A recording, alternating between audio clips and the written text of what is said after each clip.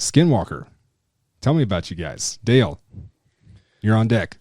Yeah, we started playing about 2018 October, and when I started, we had 3 songs that were already basically done. Yeah, Chance really had the idea for the name and the premise and whatnot. He put out a Facebook ad for a drummer, and Gary responded. They did a tryout and whatnot, and our bassist was already with Chance. They knew each other fairly well. So, Gary pretty well, he nailed it. So from then on, they had the 3 of them, and then they needed vocals, and then they needed another guitarist. So Chance basically asked Gary if he knew anyone that could do the vocal parts, and he threw my name out there. And then, I went over there and gave it my best, and he was stoked on it, and we all moved forward from there. And then it was probably about a month later that we contacted Chris, because we were just like, oh, it's definitely missing something. And we had jammed with Chris. We'd known his brothers and stuff from a ways back. So yeah, we hit Chris up, and then we started playing from there and making new intense stuff, and really just catering to everyone's creativity. We all like kind of have an idea, we kick it around, and then we kind of just go from there and see where it goes. And if somebody doesn't like it, they always have the opportunity to say whether or not they want that part in there or something to that nature.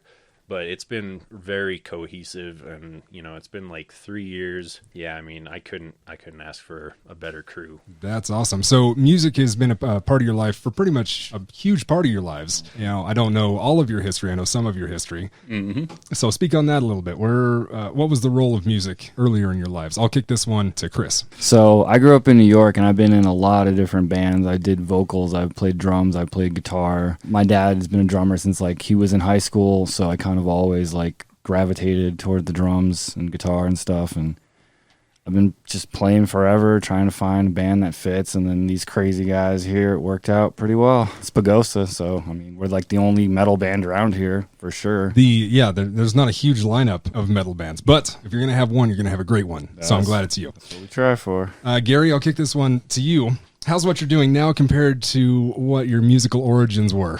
Very different, but I will say that I've always been into heavier music, but I've never been able to find other people to really express that outlet. I started out on trombone, and I played through junior high school, and then I played through high school to my sophomore year. I was in jazz band, and I couldn't keep my hands off of a guitar or drums. I distinctly remember that. Yes. The teacher, he was kind of irritated with me every now and then, get back on your trombone, but I completely understand. Well, he was also a guitar player, and he didn't like getting one-upped. I didn't know that. I did not know that at all. I knew he was a trombone player, and he didn't like it whenever I was off that thing, but I totally understand. I have solved the mystery. What's the story behind the band name? Well, Skinwalker, it's like a Navajo shape-shifting witch, and we kind of wanted to go with that because we do a lot of local folklore and stuff to that nature. As far as we try to keep it creepy and keep it local, and really hit it home as far as some kind of monster to be feared, as far as that goes. Chance came up with it, and we kind of kicked it around. We're like, oh yeah, that's definitely what we want to go for. If your music had an exact opposite, who or what would it be? I want an answer from all of you guys independently. That's a tough one. It'd either have to be some ultra easy listening, probably pop songs, or fairly far away from what we're doing. Otherwise, it could potentially be techno or something like that. See, I was expecting more like a Christmas hymnal or something. Yeah. Definitely. That's definitely a good idea. Some gospel. I picked it right out of his head. What do you got to say? Folk music. Folk music? Yeah, I think we're pretty opposite of that. That song Friday, I forgot who it's by. It's a terrible song in my opinion. Oh, it's kind of old, but it's very poppy. Yes. I know you're talking about. They always show it on YouTube and recommend it. It's that's not recommended. Yeah.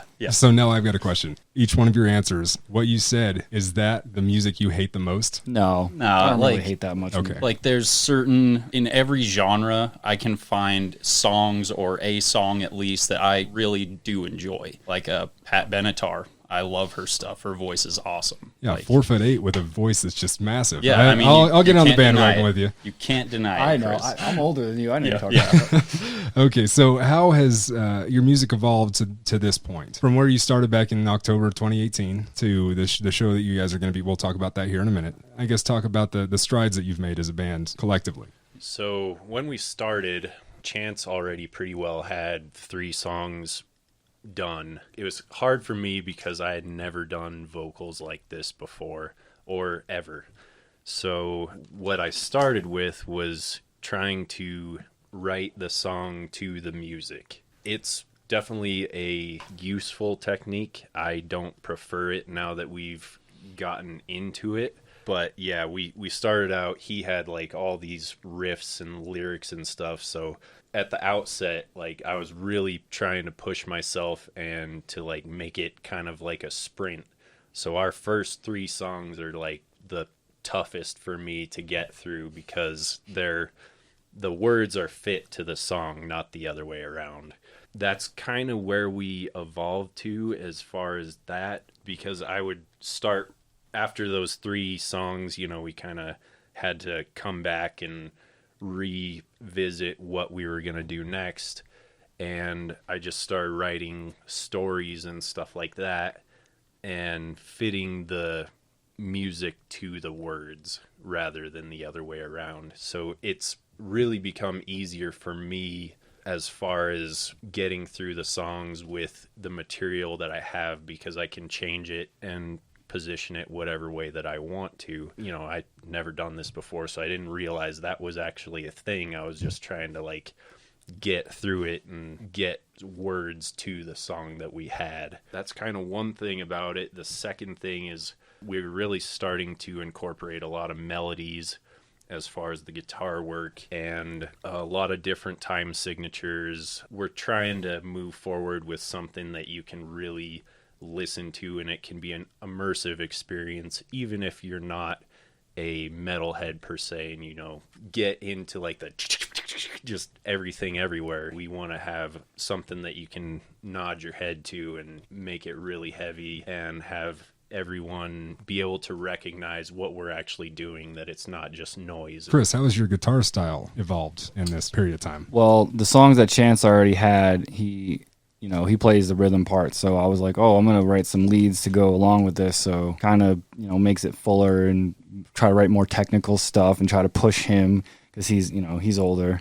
So, and he's been playing bass his whole life. So the guitar is pretty new to him. So I'm like, well, let's try to do this kind of thing. And then Gary, even though he's a drummer, he's an amazing guitarist, better than me. So when he writes songs, they're just so hard to play and just has pushed us so much farther, kind of like that. And I'm trying to write more and more, but I'm trying to also not be too crazy about it so everybody can play it and not have be too technical kind of thing, which is a problem that I have. All right. Gary, question for you. Yes, sir. What happened, man? We didn't like percussionists. They were the noisy ones. Yeah. Sounds like you've taken that path, though. How's that worked out for you? So basically I started out on guitar and I would write my own music, stuff like that. But I also wanted to play drums and basically write my own music from beginning to end, all the parts. So I was doing that, but I just didn't have other people to express that with. So I got better and better at each instrument. And then by that time, I actually knew quite a few, death metal techniques on drums. So then once I did the audition with Chance, it was actually not really that big of a deal at that point. And he was just like, yeah, we kind of need more of a drummer with, that's the backbone. So we really need that over another guitarist. So I was like, all right, well, I guess I'm the drummer. But I do get to write a lot of the guitar parts, and I know it's annoying for everybody else because it's kind of like, well, this would sound cool. And they're just like, that's kind of a pain, but I'm just like, I believe in them and I know that they can do it. So that's all we do. You got a good crew behind you. Yes, Dale, we do. Dale, earlier I asked you how your music had evolved. How would you like to see it evolve from this point forward? Well, I'm about 3 songs into our next album. We're recording our album, our first one right now. We're ultra close, probably like Halloween-ish, looking to release it.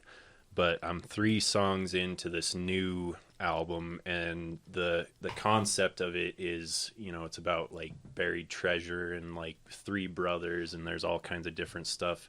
So it is really a concept album, and we kind of wanted to grow from, because each song on our first album is like a song to itself.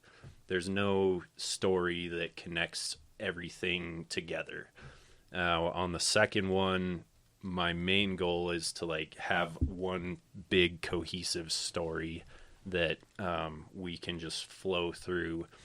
And really, I mean, we've got kind of the formula down as far as, the guitars and the drums and all that stuff. But yeah, I mean, that's how I would like to see it evolve. Really just keep mastering the techniques and stuff that we've made at this point already. I think that our first go at it was like really like shots in the dark. It came out amazing. I'll never complain about it, but I'm super stoked to see where it goes from here, and definitely to finish that story and move forward with that. Chris, imagine someone has never heard of heavy metal. Okay. Describe your music to them. It's pretty easy listening. You could probably take a bubble bath with some candles and listen to it. Like in that movie, Detroit Rock City. I'm pretty sure I could taste the sarcasm on that. Oh yeah. Oh yeah. Oh yeah. So some of our songs aren't as heavy as others. Like probably the first song, Parasitics, probably not too intense. As you get further into the album, it gets crazier and crazier. So start it with the first track and go from there, and I think you'll like it. Like most people are like, "Oh, metal's just noise," but they don't give it a chance, So Dale, tell me about your favorite performance so far. Favorite performance is definitely hard to pinpoint, but I would definitely say it would be our hometown shows at Motel Soco. Probably the second one. It was kind of like in the middle of COVID. We had a huge turnout and a lot of hometown love, and that was just amazing. Like, we had never anticipated having that kind of a turnout from our own town, It was just really inspiring, and just like watching the mosh pit happen and all that stuff was amazing. Like, it's just something that you never imagine. So how did you go about energizing that audience base? We just do what we do, and like I'm on the edge of reality when I'm performing, I guess. I'm on the edge of reality when I'm standing in the room. Yeah. Right. Yeah. I mean, when I'm performing, like I'm all over the place, and I just like can't control what happens with my hands or anything like that. But I'm making sure that I'm hitting everything just right. And, you like kind of have these points where you can breathe at, and you get to look around and see what is actually happening. And why is everybody looking at me? Yeah, it was just awesome. Like, I can't describe how awesome it was to just see our hometown just going nuts. The police were called, and that was awesome too. Oh, I forgot about that. They came by and they gave us the wave, and that was fun, and that was it. They just like kind of laughed, and it was awesome. I mean, it was definitely sick. Well, I'm hoping for equal and better shows to continually come up for you here, and I'm hoping that Pagosa Springs audience remains energized and keeps coming out. Now, on the other side of that coin, Gary. All right. What's the worst performance? So it was our first show, and I wouldn't say it was particularly anyone's fault. It was mostly like I couldn't hear certain things that I need to hear. So, like, the guitar parts to me are very important, and if I can't hear them, like, it's very hard for me to distinguish where I'm at in the song. So we were still kind of playing this song, and it was still kind of new to us at the time. I was really trying to look for those guitar parts, and I couldn't hear them because, like, you're in this big open field. So we're used to kind of being stuck in, like, a tiny room where all that noise is bouncing all over, and you can hear everything. Whenever I couldn't hear what was going on, I got lost, and I went left, and everyone else went right. And yeah, we had to stop. And this was since it was our first show, nobody knew. So I just like looked at the guys and I was like, do it over. And everyone's like, yeah, that was really good. They didn't even know that we started over, but I was just like, oh man, that was horrible. Oh man, something always happens the first time. Yeah. The first go around. And it's usually something technical. Yes. So yes. If that's the worst that happens, you're going to skate this one right through. Oh yeah. Oh yeah. What is the biggest obstacle the Bandits collective has faced in your journey in music so far? I would say just our geographic location is ultra far from, the big venues and stuff like that. And, we're definitely not easy listening. So I said we were.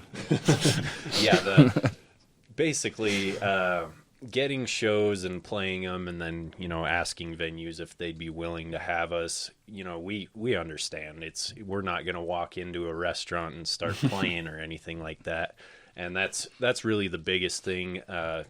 Albuquerque's like 4 hours away, and Denver is about the same.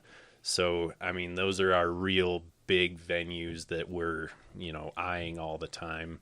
But we do like playing the smaller shows, and we love playing here just because it's super convenient for us. And we had great turnouts, and every time that somebody's given us a chance, we've always been invited back, which that speaks volumes to me, because they give us a chance, and we really take it seriously. We brought our A game, and they're just like blown away. That's really the hardest part, is just getting all that stuff together, getting the festival together, and having a place to play around here. Yeah, but I would say all in all, it's really looking up compared to what it would have been 10 years ago. We don't really have a problem finding shows now that we've gotten into it. I would say breaking in and getting your name out there is definitely a hard thing to do when you have nothing. You have no recorded material, nothing like that. You're just hoping that they'll especially take half of the band's life is in pandemic era. Right. Yeah, yes. So, exactly. Sure, that leveled out some of the shows that you guys could have been a part of. Yeah, we were playing with Anchors, and they're a pretty popular female-fronted metal band, or metalcore band, and that would have been amazing. Like, I'm sure that would have been a great time. And in fact, the Ghost Inside was supposed to headline that show, but they decided to bow out. They're like a world touring, very famous metal band, and that would have been awesome to see that and play with them, but that one didn't happen. Then we had another show set up for Durango, and that was going to be with the band Dysphotic from Denver, I believe. Yeah. And they sound amazing, and I was really excited to play with them. That got canceled last minute. We were just like, okay, well, now everything's up in the air. We have no idea what's going to happen at this point. I mean, we just kind of rolled with the punches and made things work. Okay, so I want to talk about the upcoming Havoc in the San Juans. I want the whole story from whoever will tell it to me. Okay. Sterling, Dulce Rock Promotions, he called me up, and they're not really doing shows there in Dulce, which is where they usually put on like the big Alien Fest and then May Massacre and stuff like that. And those are like 30 plus bands from all over the New Mexico area. But he's like, hey, do you think we could make a Pagosa show happen? And I was like, yeah, I think we could probably do it. So we started asking around, seeing what would happen, and then we ended up talking to the town, and they were very receptive to it. And we got the proper permits and all that stuff, and They gave us the go-ahead, and then somehow, I don't know how he does what he does, but he had like 6 bands lined up the next day pretty much. And from then on, like, we've played with most, if not, well, all but one, we've played with them. And, they're solid bands for sure. Anywhere from like pop punk to Metallica to kind of some thrash jazz type metal to us. And yeah, I mean, we've worked with him at least 4 times, and he's always come through. Sometimes it's a little interesting, but yeah, he always seems to pull through. And we got all the permits and stuff ready, and we're ready to go. Very nervous. What's the details on it? Dates, times? It'll be August 6th, starting at 4:30 and ending probably about 9:30. And Hermosa Street, Town Park? Hermosa Street, Town Park. Bring your friends. Yep. Mosh pit. Yes, please. Bring everybody. Okay. If you had the opportunity to convey one message to your listener base, what would that message be? I would say just have an open mind, and if you're interested in getting into the type of music that we do, just don't give up. That would probably be my best advice. If you have the desire to put forth some sort of art into the world, just keep at it. Reach out to people that you know. As far as our listening, if you have the patience and you like our stuff enough to know the words to like come and follow us and stuff like that, we are eternally grateful.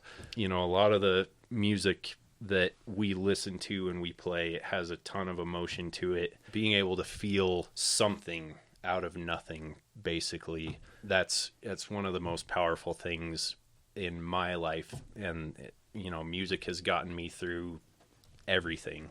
I'd just say, don't give up, love what you love, and hit it really hard if you're trying to do anything. Chris, a message for the fans? I mean, you pretty much summed it up right there. He did. But yeah, just whatever you want to do, just do it 100%. I mean, in summary, stay true to yourself. Do what you love to do and just keep going until you find what you're looking for. You hit the groove and you roll with it. Yeah, exactly.